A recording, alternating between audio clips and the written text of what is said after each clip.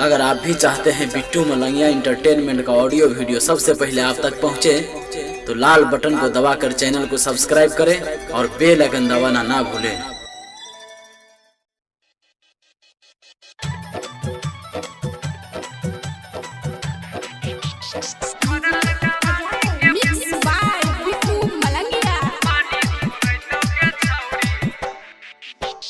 गदरल जवानी के पानी छोड़े छौड़ी, डीजे वाला रमेशवा चढ़ल जवानी के गर्मी उतरतौगे छौड़ी, डीजे वाला उमेशवा गदरल जवानी के पानी छोड़े तौगे छौड़ी, डीजे वाला कृष्णा चढ़ल जवानी के गर्मी उतरतौगे छौड़ी।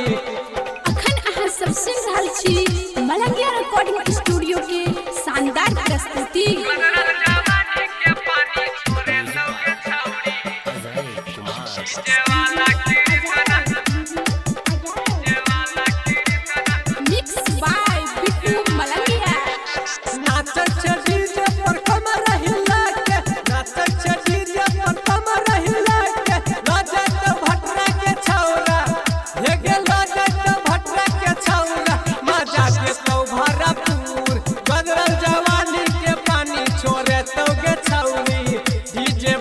संजीव चढ़ल